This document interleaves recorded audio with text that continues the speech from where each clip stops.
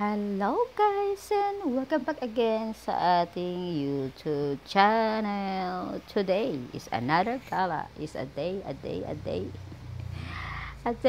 of another gala guys. So ito na tayo sa summer, Borongan Summer, sa lugar ng aking friend, sa aking long time friend, naging classmate sa TISDA. And naging friend at naging part din siya ng, mayroon siyang part sa aking wedding. At napakalayo-layo guys ng kanyang lugar. Pero pumunta siya talaga sa Negros sa aking kasal. So I'm really appreciated talaga yung ang layo. Hindi ko talaga ini-expect na ganito kalayo. Pero nakarating sa dyan na walang hesitation. Talaga excited din na makarating sa lugar natin, sa lugar namin sa Negros. At ito, our part naman na makarating sa lugar nila. Ayun no, meron na kaming narating. Meron na kaming nakita na ano to starfish ba yun pag lumaki. Yan. So, ito guys, papakita namin sa inyo yung kanilang beach dito sa summer is rocky. Hindi siya katulad sa atin na mabuhangin, maganda ang buhangin, mayroon kang matatakbuhan ng, alam mo yun, typical na beach sa atin. So, dito sa kanilang lugar ay rocky. So, mag-ingat kung kayo ay makarating dito or dito sa part na to. Rocky guys ang kanilang beach. Ayan. So, yan o, makikita nyo yung inupuan namin yan, hindi yan siya buhangin. Yan ay bato. Ayan.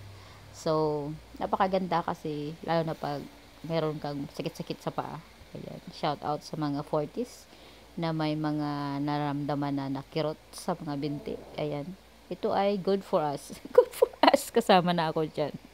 Ayan. So, lalo na pag mainit ang tubig. Ayan. Kita-kita guys yung kung ano yung sa ilalim. May mga isda na maliliit. Ayan. So, yun lang, take note. Pag gusto kayo maligo, wag lang talaga masyadong malikot. Ayan. So, kasi delikado yung mga bato, matutulis din. So, para siyang, ano lang, nasa swimming pool ka. Yan, lalangoy ka lang na maingat kasi baka babangga ka o ano. So, ano lang, mag-ingat dahil ito ay mabato. Ayan. So, ito guys, yung tubig nila napakalinaw. Parang kristal na. Kung mahulog mo yung isang bagay, makikita mo talaga guys. Kasi sobrang linaw niya. Grabe. Nakaka-amaze. At saka sobrang linis. Wala silang mga basura dito. Ayan, kahit sa labas. Sa labasan, malakaran mo guys, malinis. Ayan, maganda ang kanilang environmental facilities. Ay, ganun. Ayan. So, ito guys, sana mag-enjoy kayo. Dahil nag-enjoy kami. Ayan, huwag kayong ano dyan. Mag-enjoy na lang kayo guys kasi nag-enjoy kami. Ayan, ito yung aming biyahe dito sa summer sa Borongan City.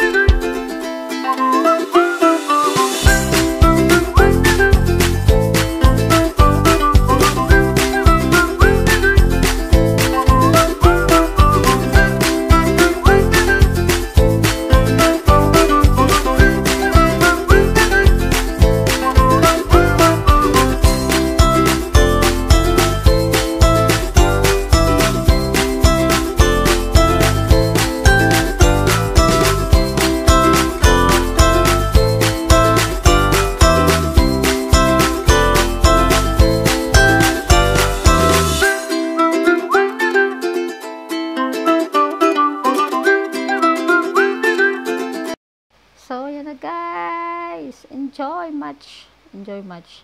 Ayan. So, ito guys, napaka-relax dito. Napaka-tahimik. Walang tao. Walang katao-tao. Kami lang yata yung gumagala dito. Ayan. Walang tao. At saka yun. Ganyan siya kalawak. Sabi nga ng friend ko, ano na yan dyan eh.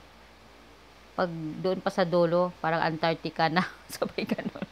Iwan ko totoo. Hindi ko alam. Mag-research pa ako. Sabay ganun. Tulungan niyo ako guys. Ayan. So, yun daw. And then, walang tao dyan na pumupunta talaga sa, ano, sa tubig na yan kasi malalaki yung alon. Sobrang laki niya guys, yung alon. So, delikado. So, mayroong, ano dyan, babala na hanggang dyan lang ang pwedeng maligo. Ayan. So, yung parang ganyan tubig na yan na makikita natin, pwede ka na maligo dyan kasi parang kawa siya. Yung mayroong malalim, mayroong mababaw na pwede ka lang maligo dyan.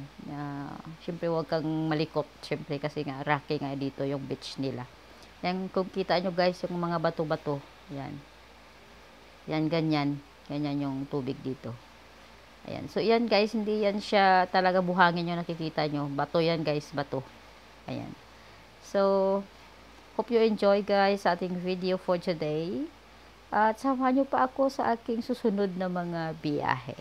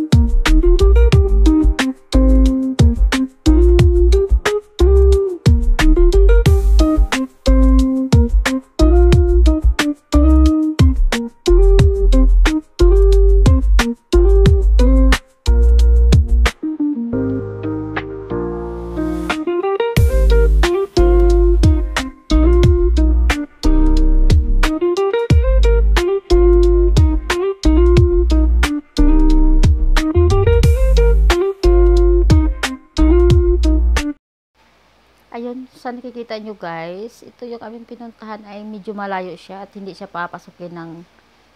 pwede pasukin ng sasakyan. So, nasa labas lang yung aming single. So, malayo siya guys, medyo malayo siya. At sabi ka ng friend ko, ngayon lang din siya nakarating dito mula nung bumalik siya dito kasi nagstay yan siya sa Manila ng matagal.